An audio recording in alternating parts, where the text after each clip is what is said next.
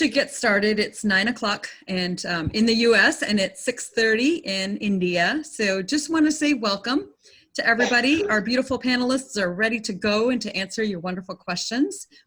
And my name is Kenita Scripsma, and I am the founder and CEO of Seema Global Consulting, founded in Grand Rapids, Michigan. And I am excited to be here today. Our organization does transformational coaching, understanding cultural workshops, which is workshops that help people promote inclusion by reaching beyond skin color. We're super excited about doing that work and helping folks grow in their space. And I'm also an international speaker and author. I'm excited to share today that partnering with Rowena Phillips and Ajay Phillips, her husband, of Dominion Phillips Consultancy, and we are doing this event as a team so that we can kind of continue to do some of our projects together. Rowena will talk more about that in a few minutes. And just want to welcome everybody. Thank you. Get comfortable. And we'd like to introduce our panelists to you today. We've got 3 beautiful women from India and 3 beautiful ladies from America as well to balance out our whole our panel here. So I'm just going to, all right. If you could please turn off your videos and your microphones again for the guests that are joining us, that would be great. Thank you very much. Because we want to have everyone be able to see our panelists clearly as well. So like I said, the purpose of our event is to bring 2 worlds together, but to kind of encourage, empower, equip individuals in their leadership. And we want to also reflect our partnership with Dominion Phillips and Seema Global Consulting. Welcome, Gretchen, Tabitha, and Lisa from US. And in a short while, we'll get to know a little bit more about you. Kenita will share a lot more about your work and your journey. So I am Rowena Phillips, Director Training and Consulting Psychologist with Dominion Phillips Consultancy. And it's a total pleasure to be here on this forum with our panelists and to partner with Seema Global Consulting. And we're really excited about a lot of projects that we are doing together. Just in brief about what we do is, I have something that I may want to read out to you. And this is our vision. And our vision is always about Dominion Phillips and Seema Consultancy. In fact, both are about people and building people. So if you want to leave a legacy, invest in people. And this is the core vision that drives Dominion Phillips Consultancy. Our vision and passion over the decades has evolved into a business enterprise. And Dominion Phillips Consultancy, which is previously known as Dominion Phillips Educare Private Limited, with Ajay Phillips as founder director and myself as co-founder director. We have designed a lot of workshops that caters to entrepreneurs, leaders, managers, professionals, executives, parents, couples, and students. So our passion is transforming people through developmental process and empowering them through our workshops, in which we use scientific methodology of neurolinguistic programming, cognitive psychology, behavioral science, human potential movement, and principles of management. Therefore, our workshops are highly effective in personal transformation, behavioral change, performance management, healing, and wellness. Since 2014, when we first incorporated Dominion Phillips, we have trained hundreds of participants and provided coaching and psychological consulting now for more than 10,000 individuals. In all this, we find a wonderful partnership with Seema Global Consultancy. Dominion Phillips Consulting believe in synergy and collaboration to build nations at large, and that's how we come into this forum of the global roundtable discussion. And hence we have an association with Seema Global Consultancy to partner together for projects that helps our strategic objectives in academics and learning and development. So we are super excited to move forward with projects that we have together as partners. And this is a wonderful time that we all have you ladies to also inspire all our audience. And let me tell you, our audience are not only women, but we have some very successful men who are there out there to support us and are very curious and to be a part of this. So thanks to all the men as well for joining us. Mm-hmm. Lots to learn. So welcome to all my Indian panelists as well. I'll take a quick moment to introduce the Indian panelists. Yeah, so let me talk about Kavita Ghatke, who is an HR advisor and consultant for companies needing guidance on HR related solutions globally. She comes with a profound experience working with reputed multinational companies at senior level management positions. In her 40 years of successful corporate career, she has been associated with reputed brands like Siemens Limited as Executive Vice President and Head of HR, South Asia, Pratibha Consulting Limited as Executive Director, Human Resource and Corporate Communications, Hutchison Global Services Private Limited, now Tech Mahindra Business Services, as Senior Vice President, Human Resources and Corporate Communications, Leighton India Contactors Private Limited, President, People and Culture. She has been awarded many prestigious awards during her lifetime and has extensively traveled the globe with an understanding of the dynamics of various cultures. She has been recognized as 101 top HR minds in India for 2018 at the World HR Congress. And let me also share with you that she is a marathon runner. And I've had at some point of time in my career drew inspiration from her, and I've had the privilege of working with her very closely. So Kavita, thank you so much for being here, and it's a real pleasure to have you. I'm sure the audience has a lot to gain from you.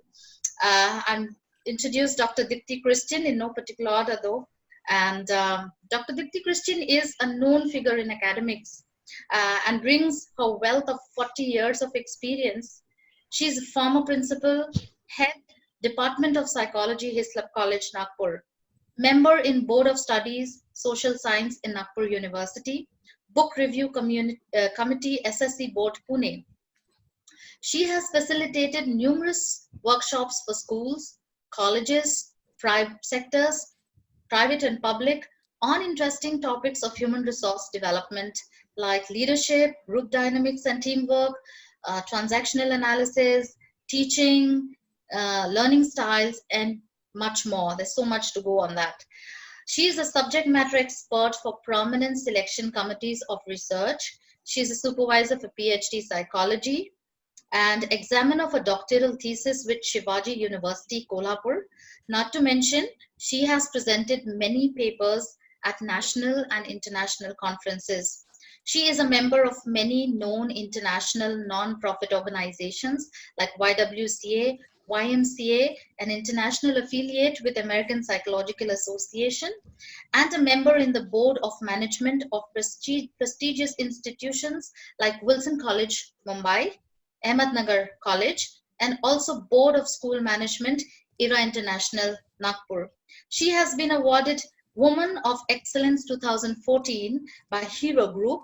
She has also been awarded Woman in Education Award 2017 by Devang Mehta National Education Award and Best Principal Award in 2018 by All India Association of Christian Higher Education, New Delhi. So, ma'am, it's a real pleasure. Thank you so much for taking the time, and I'm sure there's so much that all our panelists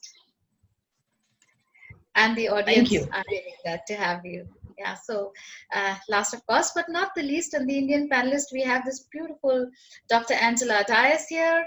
And Dr. Angela Dias is an entrepreneur and an accomplished physiotherapist with over 18 years of career in diverse clinical settings like tertiary care hospitals, teaching institutions such as GH Raisoni College of Physiotherapy, BSPM College of Physiotherapy, and she's been head of Department of Wockhardt Hospital and Outpatient Clinics. She's director and CEO of Live Well Physiotherapy and Incontinence Rehab Clinic, Nagpur. She has been helping and guiding thousands of patients in their path to recovery. She holds various international certificates to her credit in her professional career. She's a Zumba instructor, sports rehab trainer course with Board of Control for Cricket in India, and many more. She is also an NABH internal assessor. She is an accomplished public speaker, having conducted several workshops, camps, and corporate trainings programs with companies such as TCS, Global Logic, Wockhardt, Farmer, Niri, Moraji Textiles, and Geriatric Communities, and much more. So thank you so much, Dr. Angelina, for making it. And welcome once again. I'm sure we all are going to have a lot of value from all of you. So welcome to also our panelists from US, and I think I'll put it over to Kenita now. Thank you. To introduce them. Great. Thank you, Rowena. Great job. And welcome, ladies from India. I'd like to introduce my team of 3 beautiful ladies who are just really shining in their own lanes and in their own stories.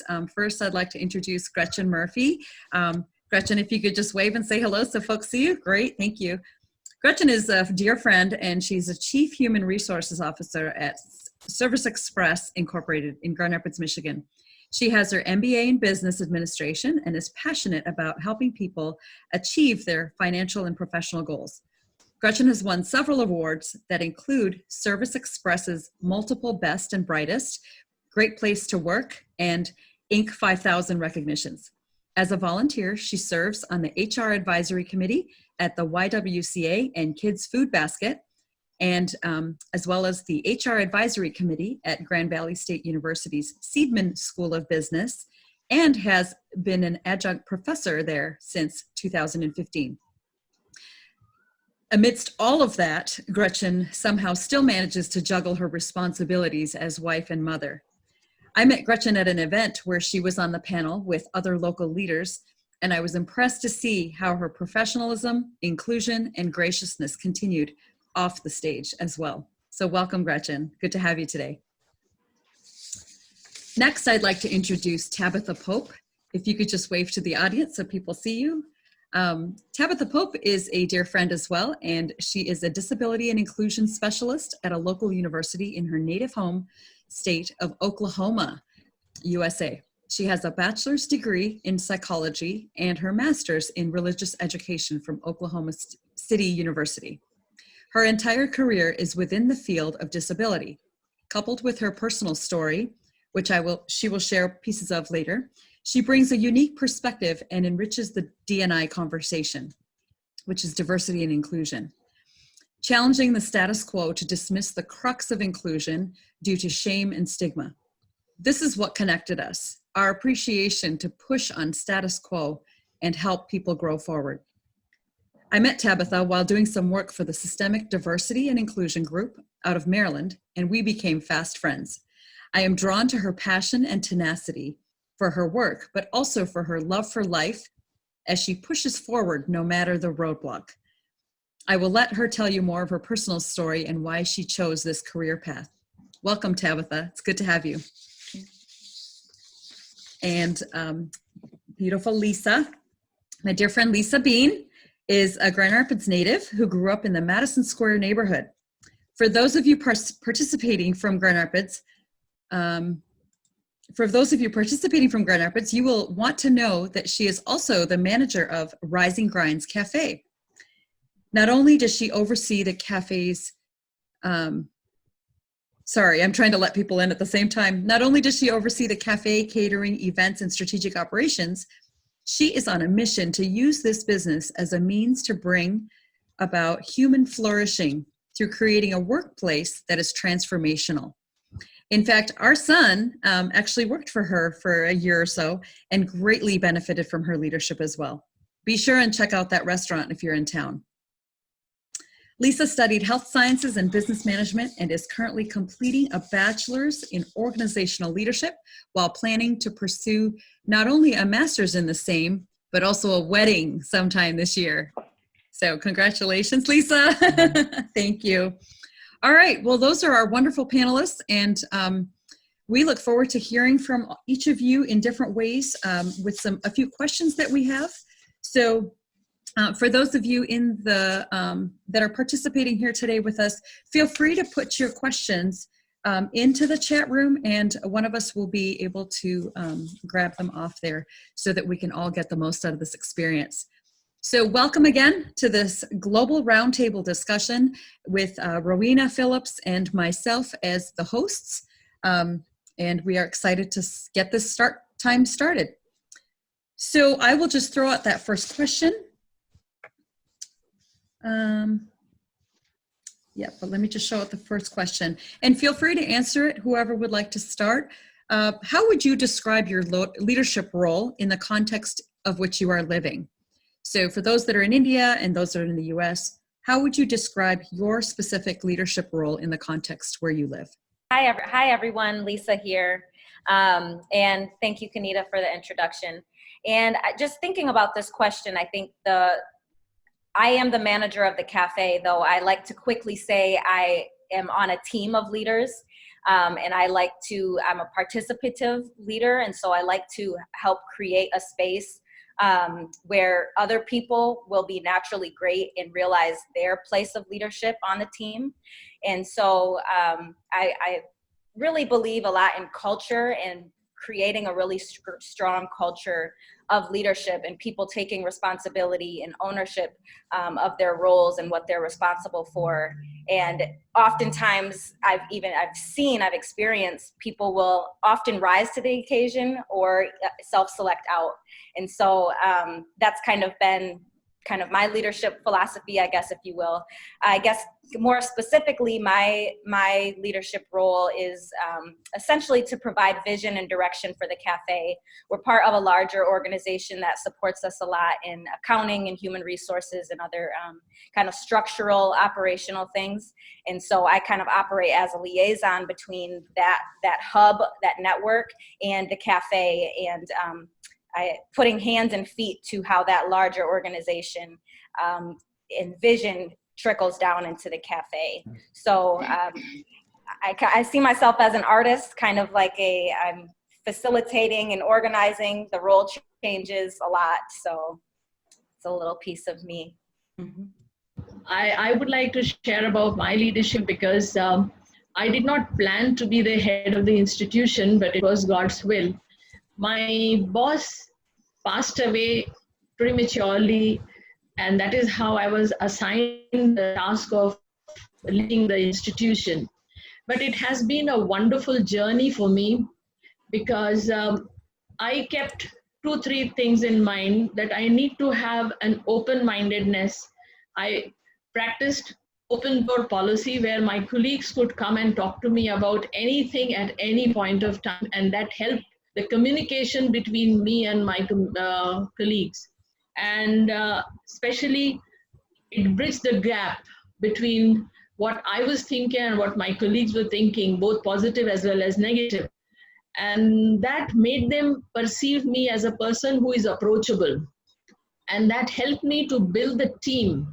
And we were able to take up a lot of challenges as a team, and therefore we were able to achieve a lot of things. People in Nagpur are aware of.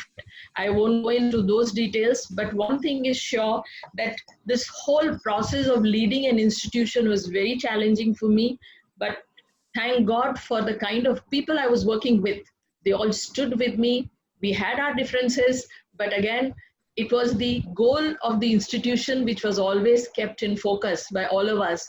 And that is how I was able to lead my group for 11 long years. And 6 months ago, I have retired.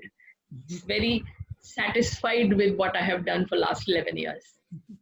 I think I come again with a story, and the story is of disability. Having been, I was known as I was a cheerleader, vivacious personality, beautiful smile. I was known for my smile, but due to a brain tumor, I lost that. And so that put me in a different category. That kind of, I didn't choose disability. It just seems like that career chose me.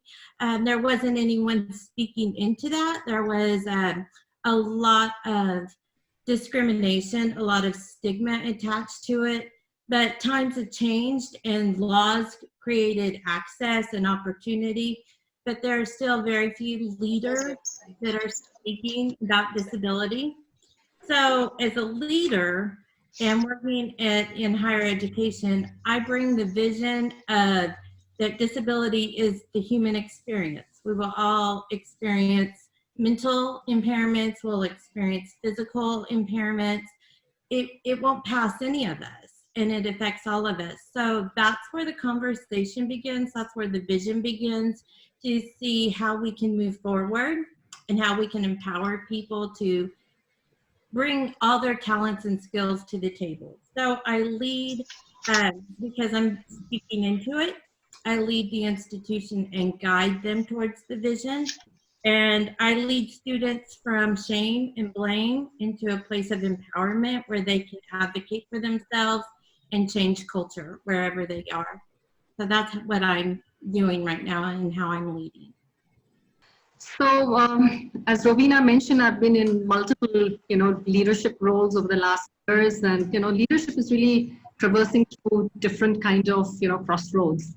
And if I was to look at the kind of role that I was hired into in my last organization, was really to grow this organization because it was going to go through a huge transformational change, and they had massive growth plans. So, when and I see what has been my role for my team, it's obviously been a little bit more, as even Lisa said, that more directional, more visionary, coaching and guiding the team, inspiring, and motivating the team that I had. So just let me give you a little example as to how this really, pans out. So when I joined, I had this whole team that was full of energy, young people wanting to, do so many things. But somewhere when I looked into, what was happening, I saw that they were, kind of embroiled into their own past, or prisoners of the past. And I said that this is going to be a big challenge if I have to take forward the agenda for which I was hired, and if, the team has to be in that mindset. So nothing wrong. It was just that perhaps that was the culture of the organization at that point of time. That was, the expectation that was there.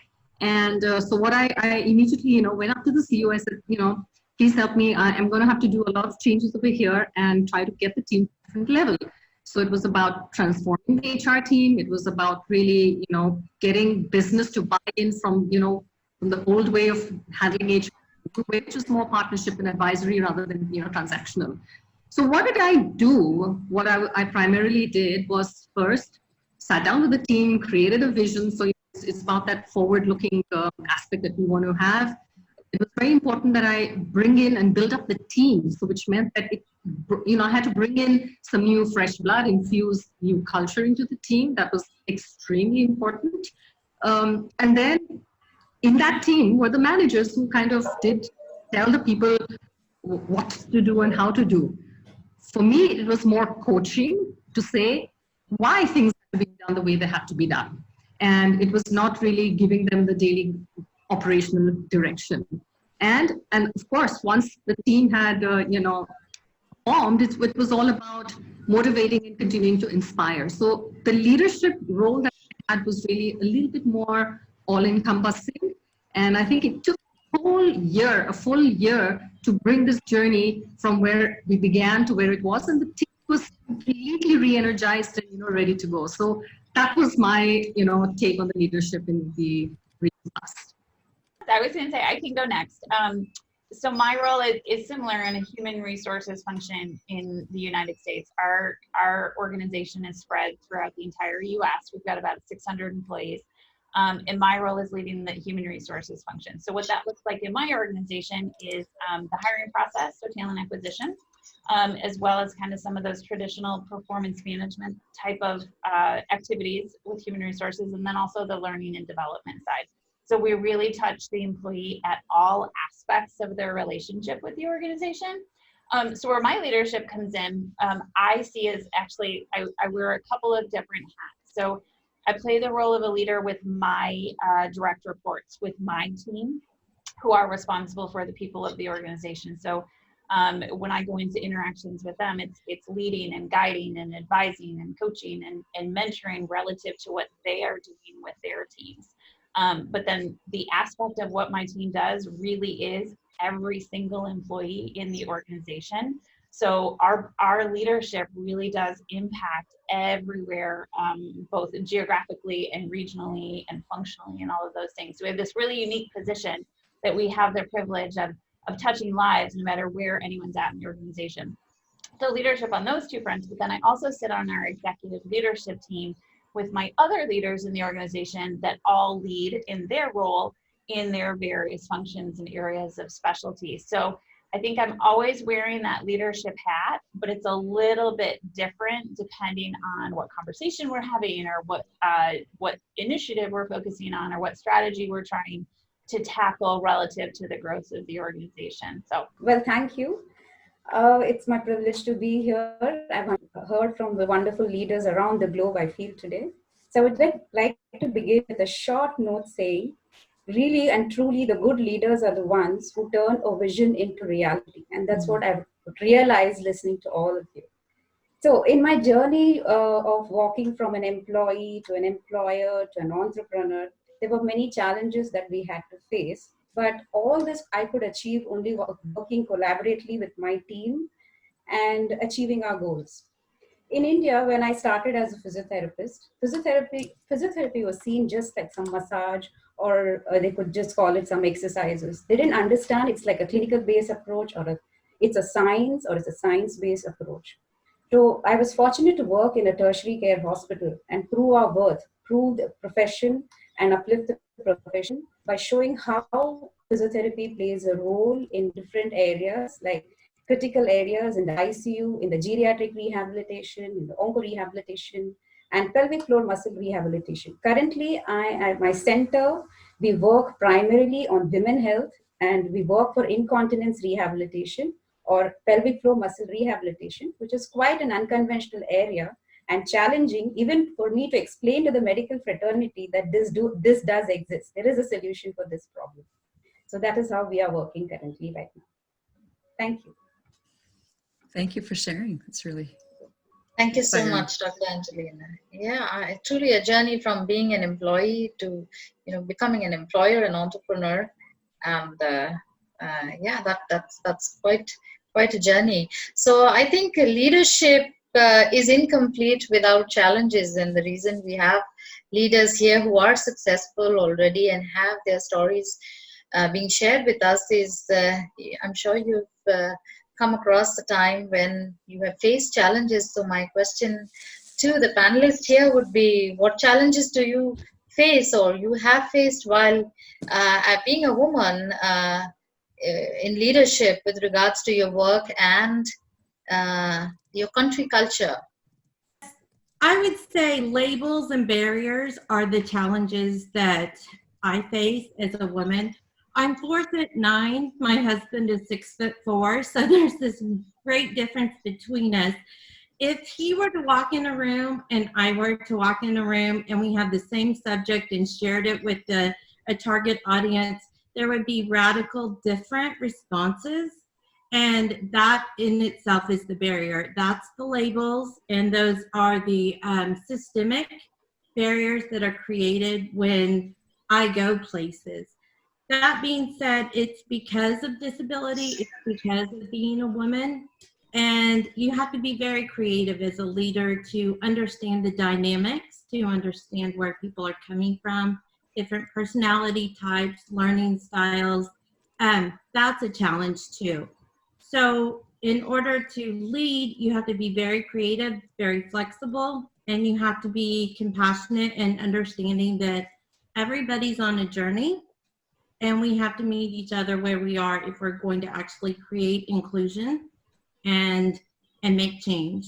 So those are some of the things that I face, but I think that there's a lot I want to bring up before we go on, that there's a lot of microaggressions. Some of those I want to really point out that they're invisible aggressions and they're very painful and they're hateful.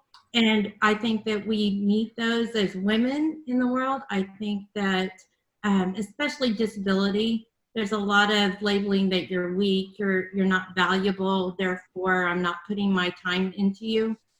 So I always say caring is love and love is time. And time takes a lot of, time is money, and people don't want to deal with that. So those barriers, those microaggressions are something that as women, we have to, we're intuitive. We need to see that. We need to be aware of that and be proactive in order to accomplish things. So those are my 2 cents. Thanks. Thanks for sharing, Tabitha. I think you're right about the microaggressions. Those are, for those of you who don't understand what those are just the really fine-tuned irritations, if we could call it that women face. And I imagine men face in a different capacity, but this is for women today, so we're going to talk through our stuff. But it's the little stuff, right, that can just really get under our skin in those moments where we're trying to lead and lead well with authenticity and integrity. And those microaggressions just seem to get under our skin. And those are the little irritations that happen over the course of time that can get really old and then challenge us to overcome in those spaces. Yeah. So as I said that my boss was a male boss, and definitely I was a lady boss. So the change was there. People perceived me differently. So that was one challenge that I faced initially. But then I had worked in the college before I became the principal for 30 years. And I think people knew me as to what I was and what I was capable of. And that helped me to be accepted by my colleagues. But all said, I did face certain challenges where it was more of a taking up responsibility, which I was not used to. But I must thank my colleague that they stepped in and they supported me in all that I was doing. Moreover, when I became the principal, the number of lady staff had gone up in our college. So if you see the ratio, more than 50% staff members were ladies. So there was a majority of ladies worker. And I think that helped me to a great extent. In fact, jokingly, people used to say after some time, this college is going to become a ladies' college.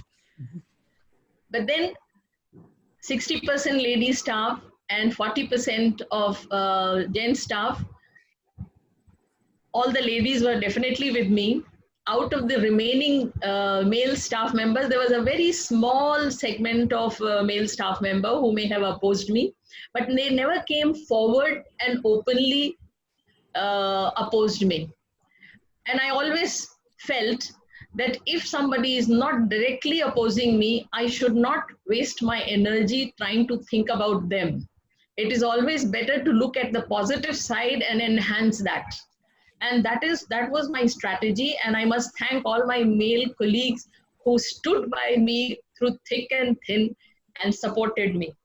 And in fact, I was with 6,000 students in my college, assisted by 3 male vice principals.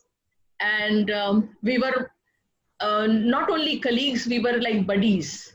I was able to discuss everything under the sun with them. And they stood by me no matter what happened, whether it was a good situation or not so good situation, they were always stood with me. I was also very lucky in one sense that my management always supported me, whatever initiative that I took. They were all males, but they always supported me, and I think that helped me to move ahead. Other than that, challenges were there, times were changing, some new challenges were to be faced, but every time it was a team effort. And at my personal level, I can say that a leader needs to be very sensitive and receptive to each and every individual's need, irrespective of their gender. And that was the policy that I adopted. I saw what they can do. I was always trying to look out for what they can do. And whether it was a male colleague or a lady, I saw to their talents and assigned them responsibility. And that really did the trick for me. So I think as a leader, we need to recognize people's potential as an individual rather than their gender. And that helps us to break the barrier of this gender bias. Thank you.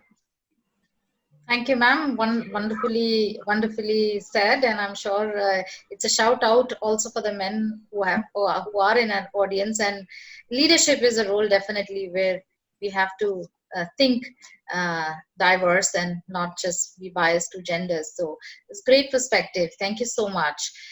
Right, so I had a little bit like a similar story as Dipti, and let me put it this way, very fortunate at a very young age.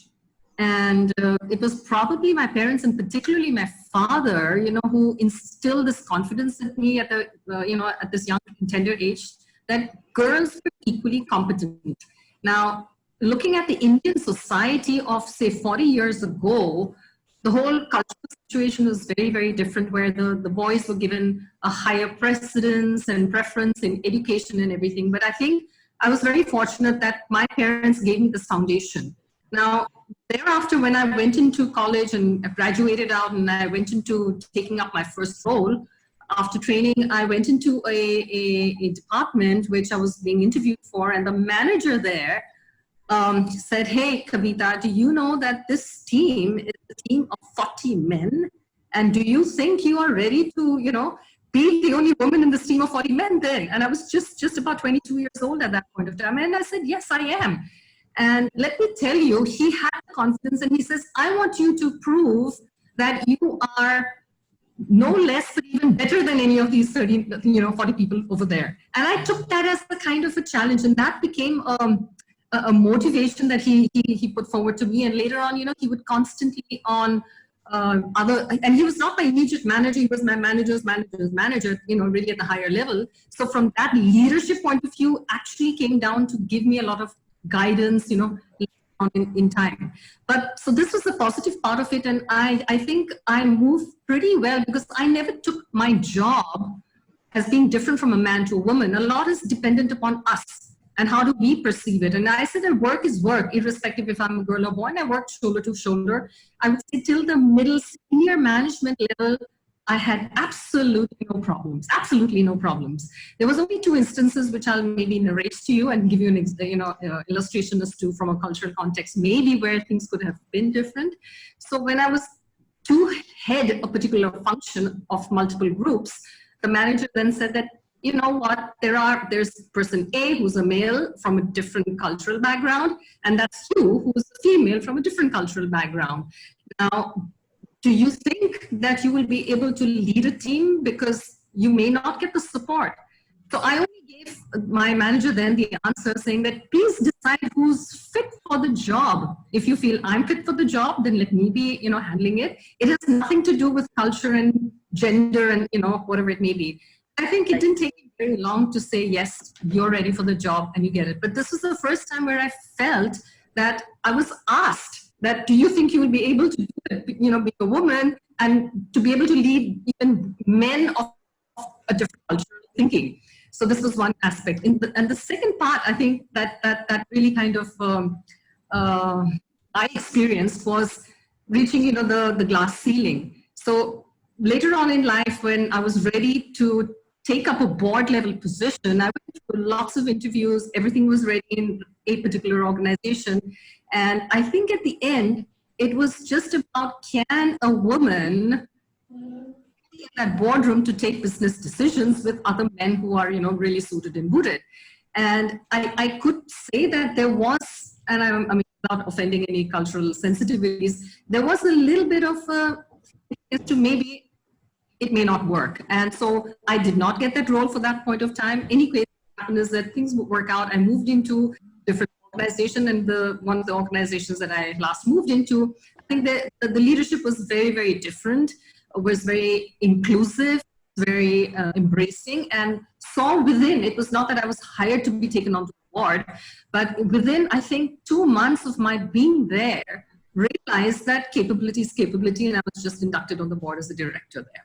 So I didn't even have to ask over there, it just came. So it's really about a bit of conditioning and what's the cultural environment in which organization you are in, how the leaders over there, ready to accept you as a woman And I think I performed equally, and and I continue to advise them till now too, as a board member.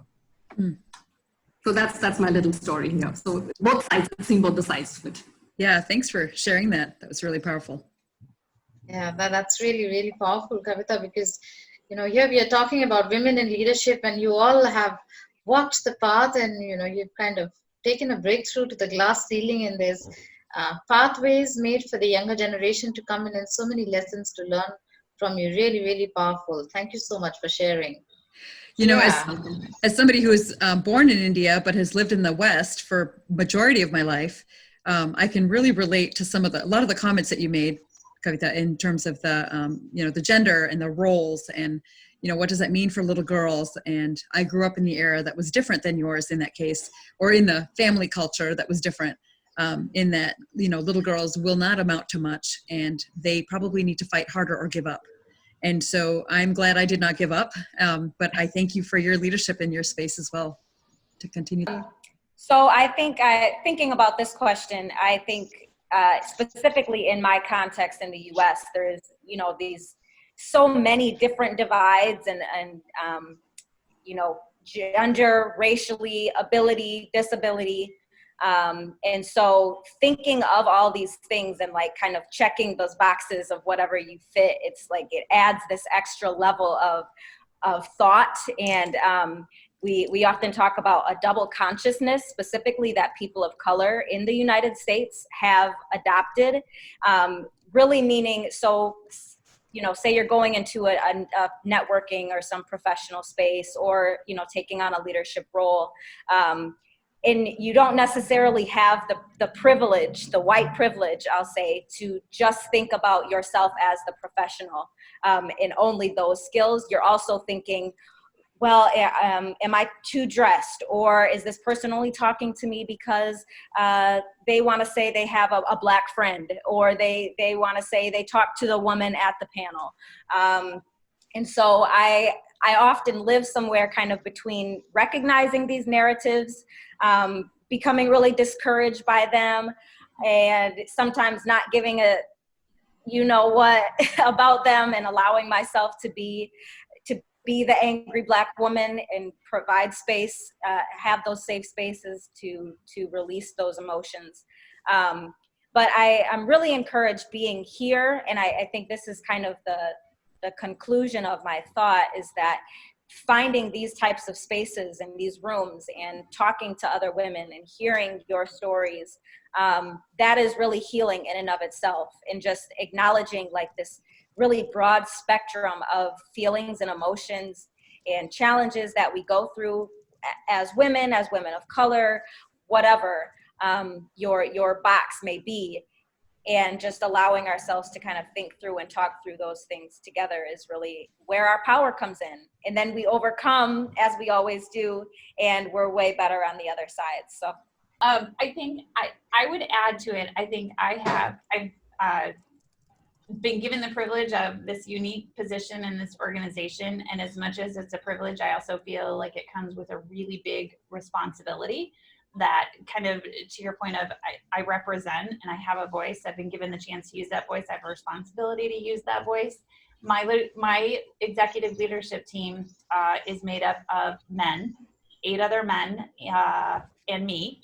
And I will say they are white men. So there is no diversity in the room to speak of other than myself. And that is very sad to me. But I also feel heightens my level of responsibility to speak on behalf of someone who doesn't think like, looks a little bit different, has a different background. I came to my organization 8 years ago, and I was the first female leader in the organization. We had absolutely no women or any minorities of any sort. And so that was a really big shift for our organization. And there was a level of discomfort. Like I would walk in a room and you could feel people go, not sure.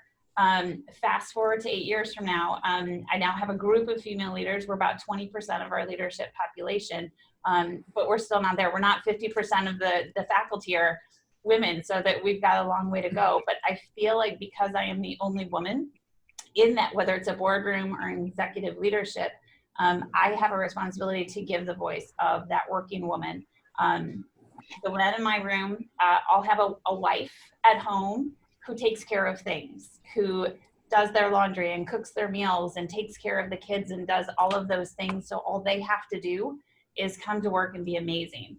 I have to come to work and be amazing, but then I'm going to go home and I'm going to cook dinner and I'm going to go to the soccer game and I'm going to do all of those things as well. So I think, and I've got a lot of women in my workforce that are doing the same thing that I am, but they don't have a voice at that table. So as we go in to make decisions and as we set policy and set forth initiatives, I'm always kind of having that voice of family and moms and women and what we juggle and our different perspective to business in general. And I just, like I said, I just feel like we have a larger responsibility because of that. Thanks for sharing, Gretchen. That's been Thanks, really that's powerful. wonderful. Yes, that's wonderful representation. I think women in leadership, women, in fact, work, they have so many hats and so many roles that they have to play. And we always have this one question from women that, how do you balance your work and your life responsibilities? Because yeah, you have to go back home and, you know, take care of your kids and cook and so many other things to manage. But I think you all, and we all do a fantastic job. So thanks for voicing that out for all the women. Thank you so much, Gretchen. Yeah, we can hear from Dr. Angelina. Yeah, thank you, Rowena. Yeah, one of the problems that I see is a gender bias, which is an age-old problem. Women have to work harder to climb that career ladder. So I was just trying to research a little statistic, a little data. How much is this gender difference in the workforce? So I found out from an ILO data, that is International Labor Organization, says that 38% of working people are women. So in India, only there is one woman among 5 working people. So that's a very long gap, if you see. If I go a little higher up and look at the National Stock Exchange, it is seen that among 100 cited companies, there are only 3% who have reached the level of CEO or MDs. So that's a huge gap. So what I see is we all need, as women, we all need to do something about it. So like very popularly told by Ms. Kiran Majumdar-Shah, she is a chairperson of the Biocon company. She says there are 2 ways to sort out this problem. One is women must come out and take up the leadership roles actively. And second is men must not overlook them. And if we look at the cultural issues that we face is like all of our panelists mentioned, women have to strike a balance between work and life. And in India, being a patriarchal society, women are expected to play multiple roles, be a perfect mom, I think it's all over. I think it's global. It's all over.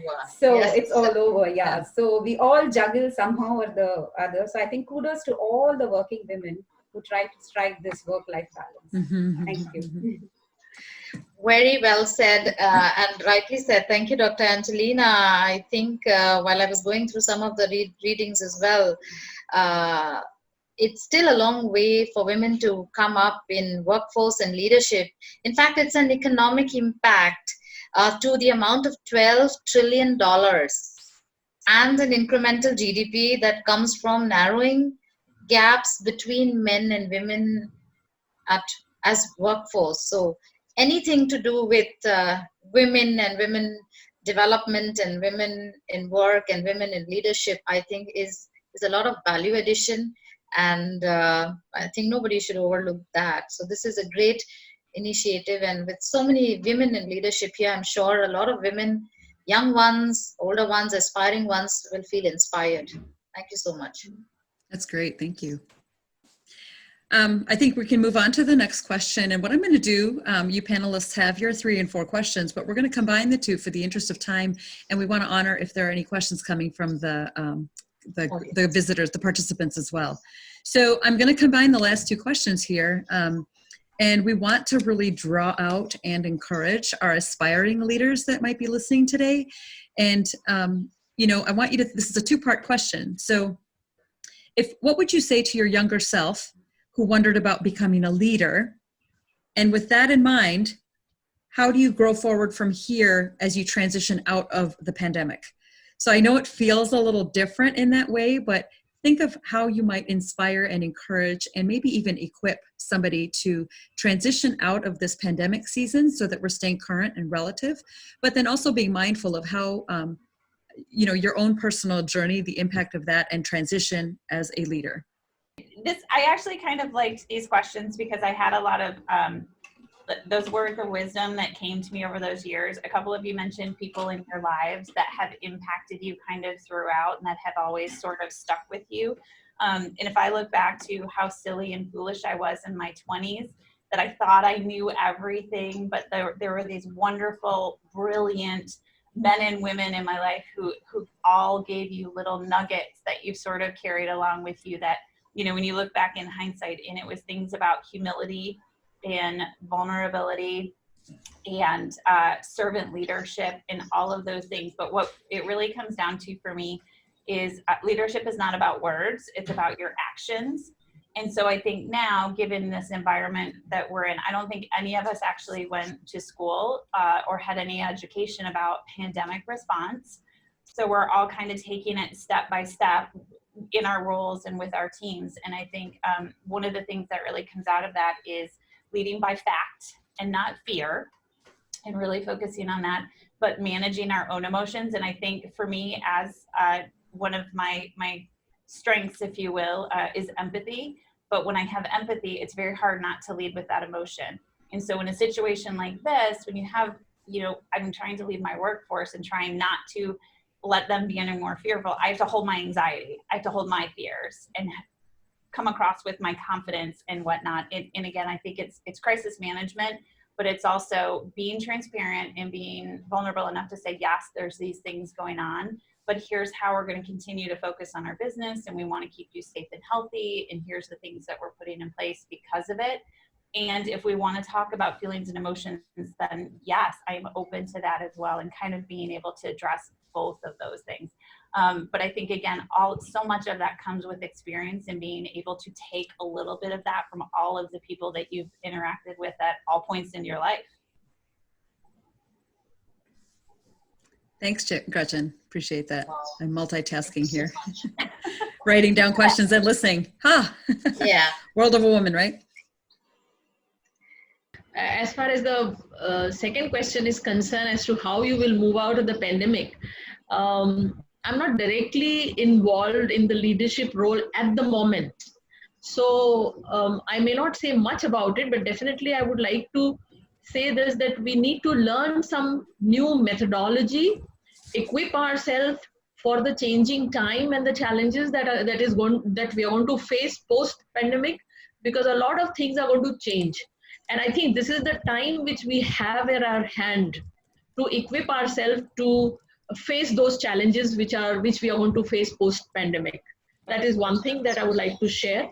And the second thing that I want to say is, as a woman leader, or any leader for that matter, I think a leader needs to be a person who knows oneself clearly well, accepts oneself as he or she is, and then only you are more accepting to others. So one needs to be honest with oneself about our strengths, about our weaknesses. And when we are honest with our own strengths and weaknesses, it becomes easier for us to accept people who have their own strengths and weaknesses. And if we talk about a woman leader, a lot of expectations are there from people. But if you are just yourself, there are no two ways about your personality. I'm sure people will be able to accept you as you are. And finally, one thing I would like to say is, at the time of crisis, if we remain calm and composed, a lot of unnecessary energy can be saved, which can be used for a positive purpose. So remaining calm in crisis is one of the key aspects of any leader. And about the first part of the question, in terms of what one would say to oneself, I think one of the things that I, as a leader today, can suggest to the people, and what I have followed, is just one word, is excellence. and and to be able to do the best that you can in whichever situation. So one of the things when we're coming now into the pandemic, and to be an excellent leader, there are many attributes, so we won't just go right now into those. But what I would say that from a pandemic point of view, and one of the things that one the leader should also have is foresight. Anything that you have, you need to plan and have foresight. And it's so important that you do this also in your own personal space.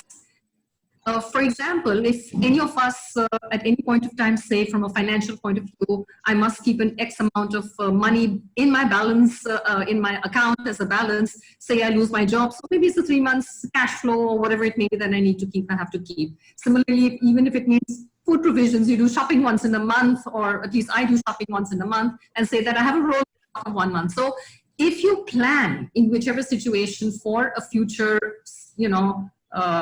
crisis that may come or not otherwise in terms of normally, I think you are good to go. And as Dr. Dipti said very, very properly, is that you need to be calm, because if you have all planned out what you need to do, you don't have to go into this panic that where's the money going to come? I'm not getting my salary. Where's my the food grain's going to come? And there are queues and queues of people trying to hoard up stuff. Don't do that. So your normal routine, plan and work through a schedule. For me, it was business as usual at home, because I knew that I didn't want to rush into the stores and buy whatever it may be, because I buy on a month basis. I said, let the month get over and it'll roll over. So keeping calm, I think, is very, very important, and also keeping the family calm, your friends engaged. Family engaged is extremely important in this whole situation. A very other important thing is what we're doing today is managing the change. Had this been pre-pandemic, one would have been in a room talking to each other face to face, but times have changed, technology has changed, and the world has changed, I think, forever. And we have to move with the situation with technology and look at what has to be done. Working from home has become now a norm. So I think that's another thing organizations need to do, is to be able to start working on policies that makes this the new normal norm, that's going to be there. I would say managing the pandemic at this time, I think it's a great opportunity, because people have a little bit more, hopefully, time on hand to think, reflect, rather than spending time going to work and coming back. You have that transport time that's available, that's speed up for you, besides maybe doing housework. Think about your next life goals that you want to achieve. Think about what you want to do to upskill yourself. And there's so much out there, and I'm sure a lifetime will not be enough for you to really achieve what you wanted to achieve. And the other thing I would say is it's a great time to talk about social responsibility at this point of time.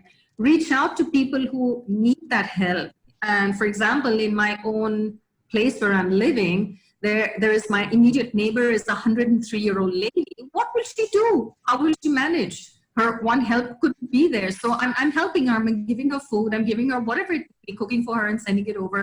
I have another 3 people downstairs, similarly 80 plus. And whenever I do some grocery shopping, I ask them, what do you need? So I can bring it for you. Similarly, another thing as part of CSR would be, look at the animals on the road. So just look at whatever dimension that you want and say, what is it that you can give back to the society that's given you so much, and, come out strong. And there are so many positives that can come out of a crisis and, negatives.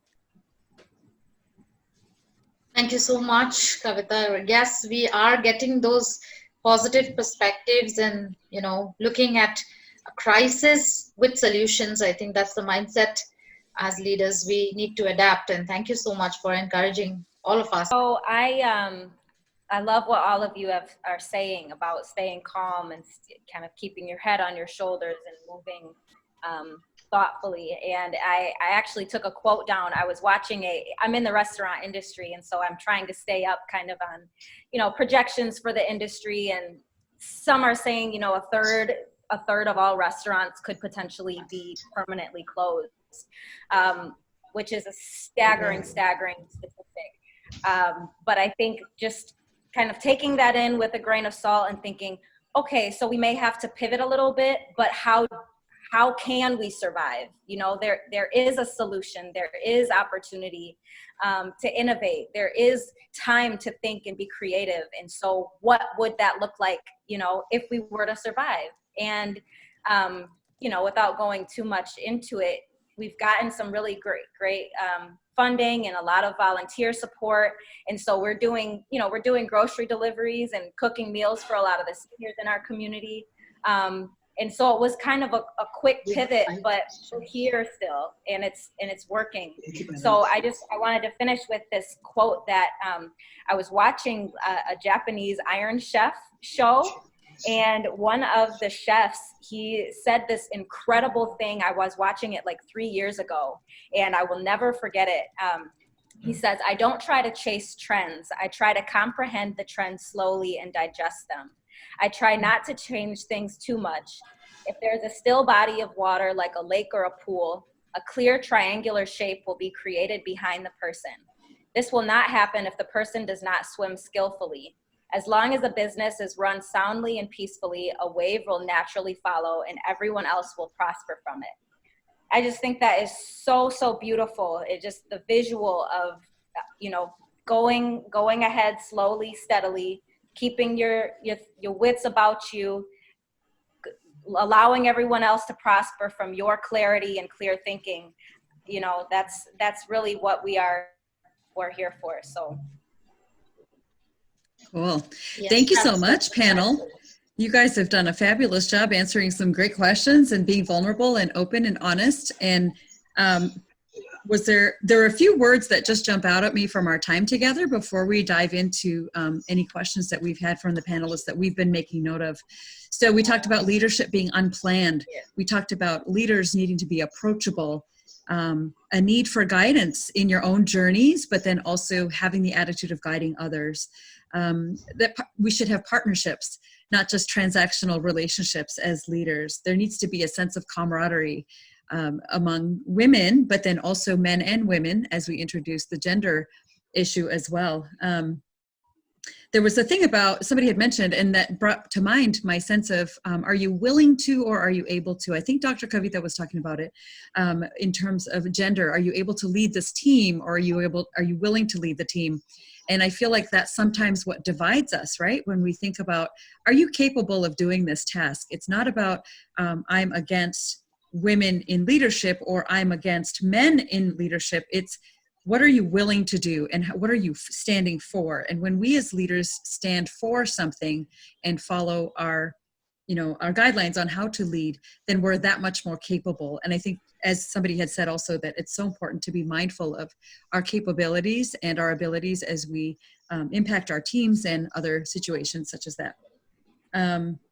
Safety is really important. I think I just wanted to make sure I brought that into the equation. And also being creative and innovative. I didn't want to leave anybody out, so if Tabitha and Dr. Angela, if you had something else to add to that, that would be fabulous at this point. But I just wanted to interject and just let you know that we're really listening here and taking great notes. Yes, absolutely. It's totally full of insights.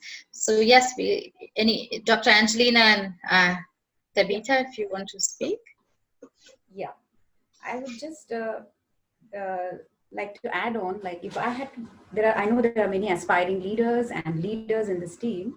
So I would just like to bring about a little note about what I would tell myself if I would have to be, to my younger self. So I came up with this 5D mantra for myself, which I would, discuss about. Is first D, which I would talk about, is dream. Everyone should dream big, small, perfect, imperfect, whatever it is. Just dream that you must make yourself better than what you were yesterday. Another D, I would say, is diary or document or write down whatever you dream, because planning is one of the most essential steps after being desires to achieve one's dream. So you cannot just dream and leave it there. Write it down. Then apart from that, another D I would say is determination. Be determined to get, no matter what hurdles, what hiccups that comes your way. Be determined to achieve your goals. The fourth D I would say is dedication. There is no alternative to hard work. And like a popular saying, no gain with no pain. And finally, I would say discipline yourself. Enjoy all spheres of life, like Lisa mentioned. You can always enjoy, it's not all about work and leadership. You need to enjoy yourself to the fullest. So if you have a precise time management and divide your day into small packets, I think you can enjoy your day and make it beautiful every day. And remember to have your me time as well in the whole process. So this is what I would tell my younger self. And also how this pandemic would affect us and how we would take decisions is, I think now we need to shake hands with technology and go ahead and try out other alternatives to run our businesses.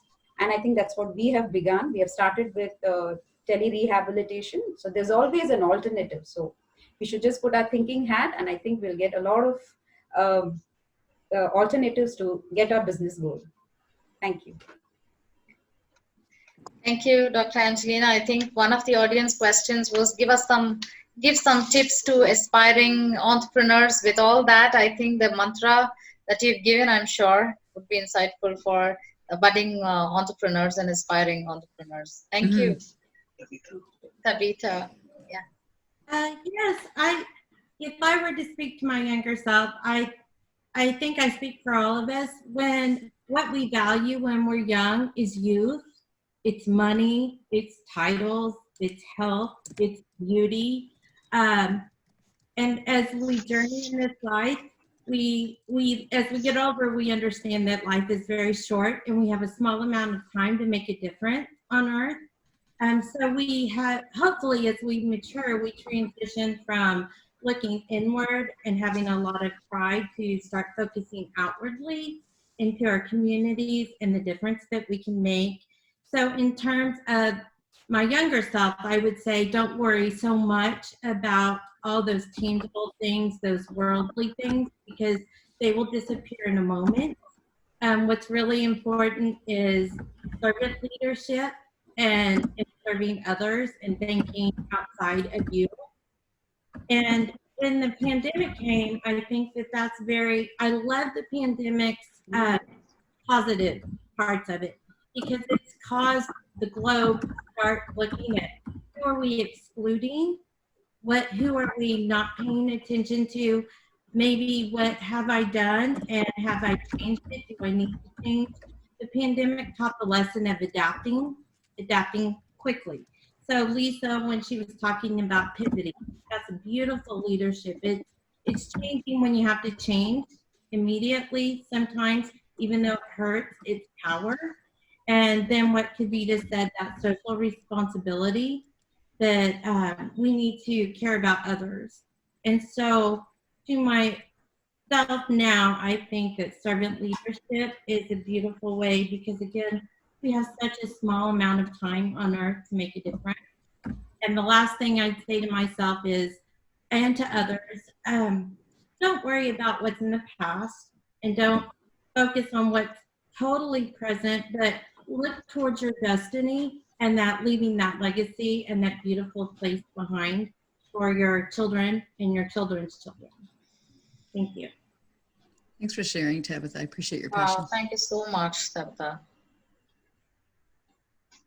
Yes, so we will, in the interest of time, we have a lot of wonderful comments that audience and participants are placing, and that's really encouraging. And such a participative audience. Thank you so much. So I'll straight away move to the first question. We have a couple of questions. We'll see how we can make time to answer some of them, and we'll put it across to all the panelists. Any one of you can take it. So the first one is, what is the women angle of leadership in the gender equation? I'll repeat the question. What is the women angle of leadership in gender equation? We've covered a bit of it, but if somebody wants to reiterate from audience, and it's from Rita Agarwal, she's a known person in Nagpur. So thank you so much for asking that question. I wonder if we need a little more clarification around that question. I'm thinking maybe if this could be a very uniquely responded, this question could be responded in such a unique way based on each individual person, right? So I think the question is asking from your angle as a woman in leadership, how does that impact the gender equation? Speak to equality, maybe? Yeah, I think we have covered, Kavita did emphasize a lot on it. In fact, even Dr. Dipti ma'am, that, while we're working with men and we're working with a diverse people, it's not about gender. It's about how you remove the biases and how you, in women as leadership, work with men as well. I think that would be something that I would want to put across to the question as an answer. Well, and Very well said. Yep. And can I just combine one of the other questions that came from the group that might actually help ask this differently, please, as well, or it kind of combines the two? Somebody in the group had asked about gender bias and perhaps what are some things we can do going forward to change and to help change bias. They were talking about blind hiring. Is that something that might help us down the line to not, differentiate between, is this a woman, is this a man, that kind of thing? And so maybe thinking about something like that, does it, is there a promotion to level the playing field? Is there a way to do that through blind hiring? Can we talk a little bit more about that? Maybe for those of you that are in the HR arena might be able to answer that a little bit more clearly. Yeah, Kavita, you want to? Yeah. Sure. So typically organizations do have targets and do have, plans that when they go out into campuses, others are hiring, there is a certain percentage. Now, for example, in India, women in although we would have typically in different sectors have different percentage of women, work in the workforce. I've worked in, say, an engineering firm right through my life, and the women force was only at 17% at best.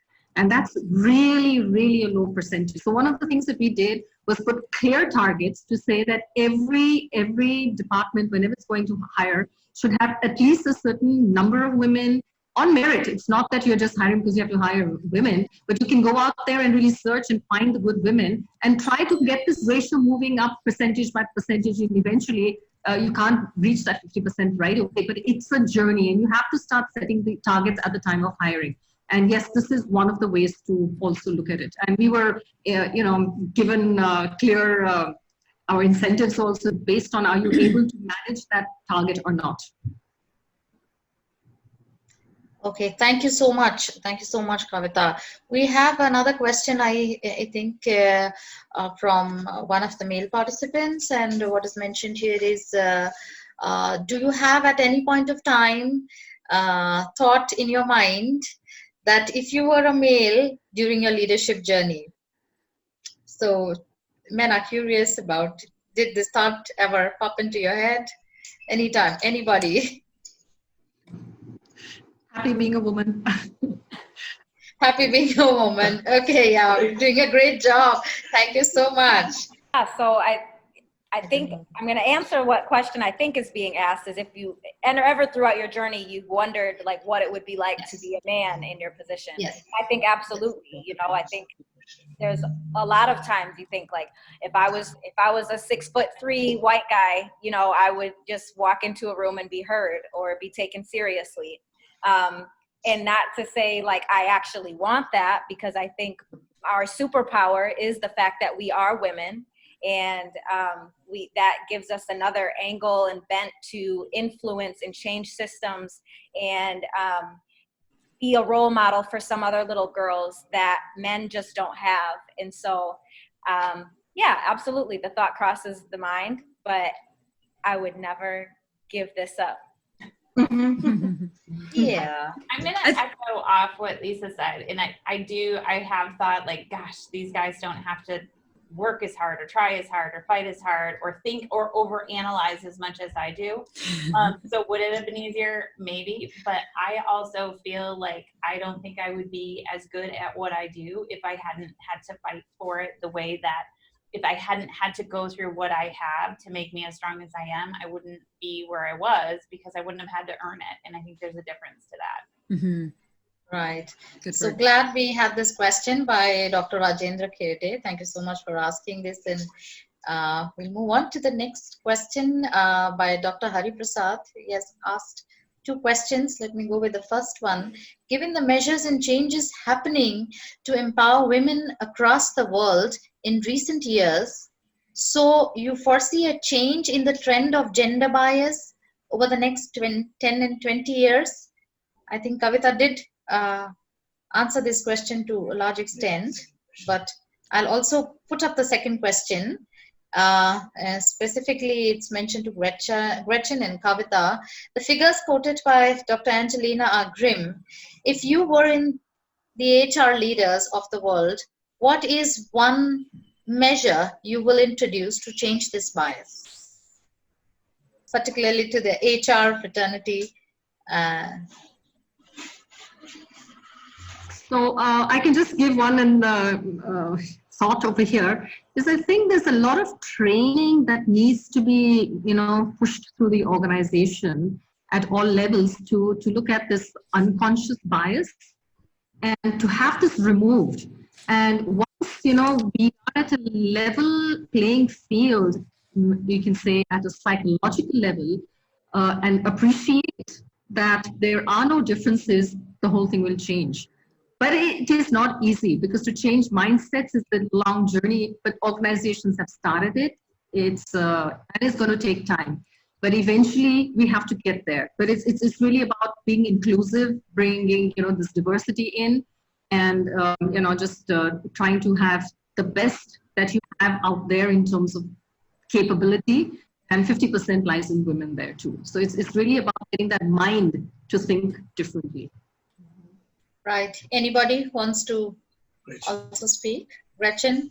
Yeah, I would add to that. I couldn't agree more. I think it's the awareness of the unconscious bias, calling attention to that and the awareness, but then the education to go with the support of that. And I think that's both at the individual level, but also at the organizational level. Mm-hmm. Everyone has to go through that experience and support that experience from a peer-to-peer accountability, or it's not going to work. It really is an organizational, cultural aspect. I'm also a firm believer of women supporting women. So it's that drive of, really working together to empower, to embrace, to encourage, whatever that looks like in that dynamic. I think for all of us, it's building each other up instead of tearing each other down. Mm-hmm. I second that. Tabitha, go ahead. Much. Yes. As an educator, when these questions come up, I immediately think, what if we could talk to the parents? What if we could do a paradigm shift in these women's thinking about how they're teaching their children, right? Because it begins with children. And if we can change the mindset of the parents and then start educating children to be inclusive and to not see gender and not create barriers, then we would be in such a better place. So I think, yes, it should start in businesses. We need training in businesses. We need to make people aware of their biases. They need to start reflecting on, what do I think? What do I believe? Where do I have fear about, someone's difference? What is that about? But then we also need to be having our parents start reflecting on what they're teaching, what their body language says, what they're actually saying, what their family members are saying, and actually start the change from both ends. Very well said, Tabitha. I think moving from the unconscious to consciously a shift in the mindset, and like a mind shift, and that really we'll see results in the coming days on that. So thank you all for adding so much value. Kinita, we have next one question from David Rawl. You want to read it, or you want me to? Yeah, I could do that. I didn't put their names down, so I'm just kind of going back here. There's a question being asked about vulnerability and strength, and how, as women working from home, which is actually you're at home trying to work. And so in terms of vulnerability and strength, is it any different in the workspace versus being at home for you? Have you noticed a difference in being, is it harder? Is it more intense? I mean, it's much harder. It's much harder to work from home, because like we said, we were actually all the while trying to strike work-life balance. Right now the work is into the life, so it's much more harder to strike that balance, to keep the kids at bay and start working. So yes, it's the biggest challenge, which we are now, I think we are training our family members and the kids as well to accept us. And I think with their support, we're able to do what we are. Mm-hmm. So thank That's you. great. Anyone else? Yes. Vulnerability and strength and finding a balance and working at home or at home working. Yes, we totally relate to that, Dr. Angelina. And yes, we are learning ways to kind of create the boundaries and cope and educate our kids and our other family members to create a balance in the home working remotely.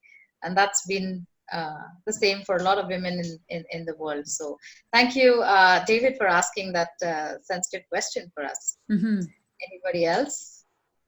I know that Any of Gretchen, them? you had alluded to that earlier when you were talking about the balance of coming home and Right. taking care of the family too. So that was an important point as well. You'll notice I actually came into the office today so I could actually focus on this call because I knew I wouldn't be able to Yeah. do it chaos in my home. So that says a lot. Yeah. I have 3 other adults working in my home. So I told them, and I'm in the living room just the way it's set up. So I'm like, please do not come up here till this is done. That communication is really crucial. We get to hear from the panelists the last encouraging message in 1 or 2 statements for our participants today. They've been there throughout. I think there's some. Yeah, we're having some Yes. internet issues over there, Rowena. So basically, Rowena is asking us to take a moment and just share your closing thoughts of a couple of sentences that will help our listeners be empowered, encouraged, and equipped for the road ahead. And please be sure to put your contact information in the chat room so people can either directly contact you for questions or to clarify any points that you've made, or maybe even connect with you in another in a professional capacity as well. So Tabitha, would you like to go first and just start off the train? Yes, I'm trying to think. Oh, sorry, put you on the spot. Oh, yeah. Well, I was reading a book and it's called The 5 Secrets of an Exceptional Leader. And they were talking about leaders are like the lumberjacks. And when you're looking at a river and you're seeing all the logs go down, the leader is the one who's going to look or perceive, think about, be proactive where the log jam will occur, as the river turns. And if you can, he was saying that if you can stop 20% of those, you're going to save yourself time, 80%, you're going to gain 80% of time and not be so stressed out. So a good leader is going to be a forward-thinking person as well as a visionary. And I just thought that that was a beautiful analogy in thinking ahead with the pandemic change, how we are going to create this future and what that looks like and how we can be proactive and save ourselves that 80% so we can spend our time at home with our children and our loved ones. Thank you. Thanks, Tabitha. Who would like to go next? Just give us some closing thoughts. Go ahead, Dr. Kavitha. So I think leadership is, it's not about a title or designation, it's really about the impact that one makes on others, the influence that we have, and the inspiration that we, imbibe into the other people. It's about, having self-respect, it's having respect for others, and also taking complete responsibility for all actions. I think that's what leadership is all about. Thank you, Kavitha. Thank you so much, Kavitha.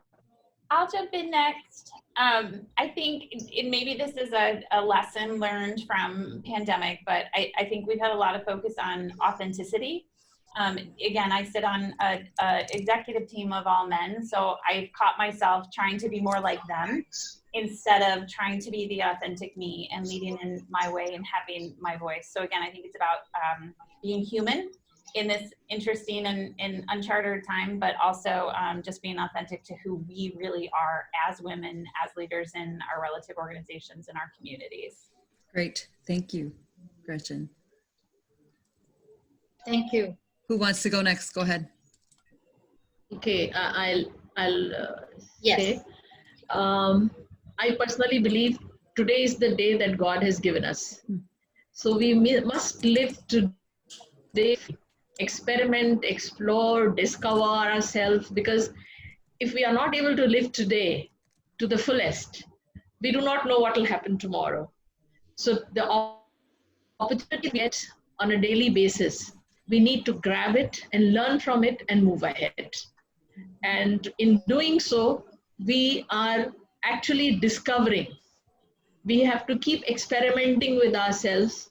There will be some failures, but then each time we are opening to new experiences, that is a learning experience for all of us. And we need to do that on a continuous basis. Wonderful. Thank you so much. Thank you, ma'am. Yes. Yes, please go ahead. Yeah, Dr. I Anjali. would just like to say, just now, it's in such a situation, we all need to have a introspective think, rethink, unlearn the things that we know, and probably we'll come up with some alternatives. So we need to keep, again, like I said, re-emphasize, dream, have a vision, and turn them into a reality. Thank you. Right. Wonderful. That's inspiration. Lisa, yeah. Just the last thing I'll say is, and also kind of preaching to myself, but just maintain your own health and sanity as well. You know, make sure you're taking time to yourself. This has definitely been a season that we couldn't have been prepared for. And so I think as leaders, we have reacted a lot. And so now it's time to reevaluate, take care of yourself, make sure you're with your lady bosses like we are now, getting encouraged.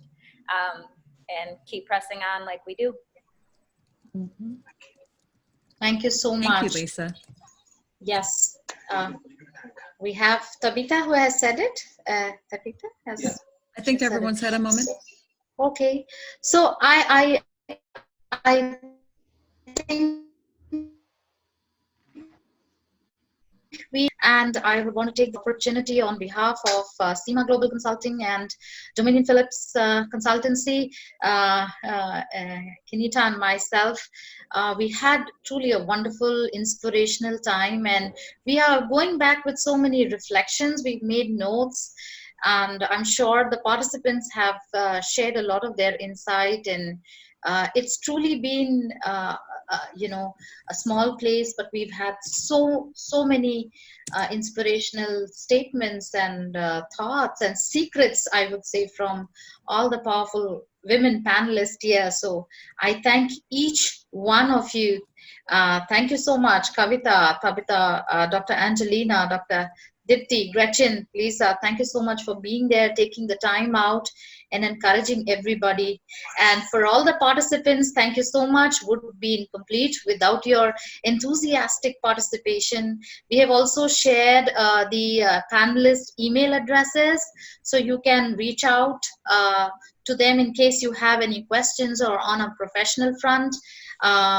If you want more information, we've shared our website address. That's www.dominionphillips.com and seemaglobalconsulting.com as well.